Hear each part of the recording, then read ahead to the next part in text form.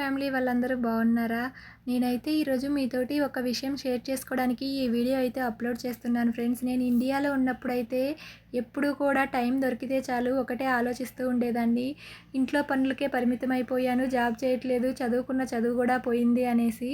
నేను చదువుకున్న చదువు చాలా కష్టపడి చదివాను. అంటే మామూలుగా చదవలేదనమాట. అంత కష్టాలతో పడి చదివాను. అంటే డబ్బు విషయంలో కాదులేండి, నేను చేసిన రిస్క్ విషయంలో అనమాట. కానీ ఇక్కడికొచ్చిన తర్వాత జాబ్ లేకుండా ఉండడమే మంచిది అనిపించింది నాకైతే. ఎందుకంటే ఇక్కడ పేరెంట్స్ ఇద్దరు కూడా జాబ్ చేస్తూ ఉంటారు. ఇంకా పిల్లలు మాత్రము చిన్న పిల్లలనుకోండి 5 ఇయర్స్ లోపల పిల్లలకైతే నానీలుంటారు. వాళ్ళు చూసుకుంటూ ఉంటారు. అదే పెద్ద పిల్లలనుకోండి 14 ఇయర్స్ పిల్లలు అట్లాగనుకోండి, వాళ్ళు మాత్రమే ఇంట్లో ఉంటారు. ఇంట్లో ఉంటారా వాళ్ళు, వాళ్ళ పేరెంట్స్ ఇద్దరు జాబ్‌కెళ్ళంగానే ఇంకా వాళ్ళు ఫోన్ చూసుకొని అపార్ట్మెంట్ నుంచి బయటకైతే వెళ్ళరు. ఇంకా పార్కుల్లో, స్విమ్మింగ్ పూల్‌లో ఇలా తిరుగుతూ ఉంటారనమాట. ఫోన్‌లో ఏం చూస్తున్నారో, ఏం చేస్తున్నారో కూడా మనకైతే అర్థం కాదు. ఇంకా వాళ్ళు టైంకి తింటున్నారో లేదో కూడా తెలీదు పాపం. అలా ఉంటుంది. నాకింక ఇక్కడికి వచ్చిన తర్వాత అదే అర్థమైంది.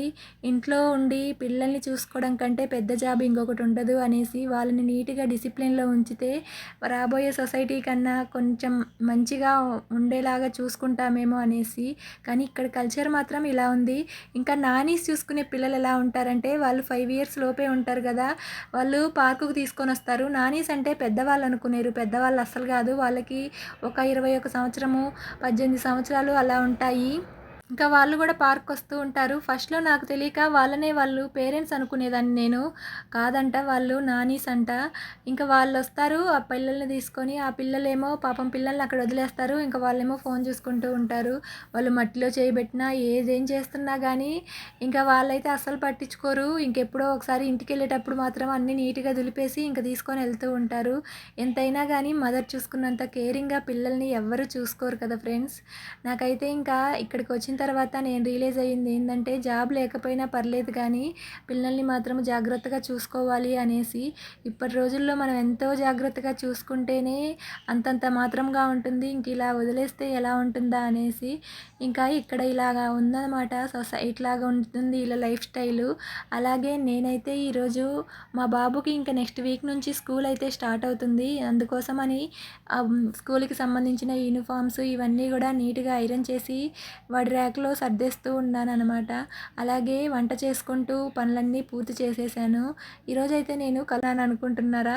ఇది మునక్కాయ కూరండి. మునక్కాయి, టమోటా ఇవన్నీ కూడా యాడ్ చేసి చేశాను.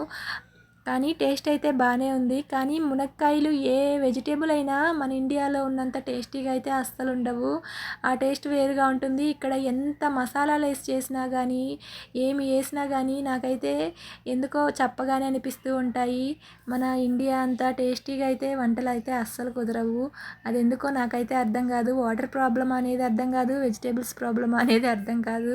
అలాగే ఈ వీడియో మీకు నచ్చినట్లయితే నా ఛానల్ని లైక్ చేయండి, సబ్స్క్రైబ్ చేసుకోండి.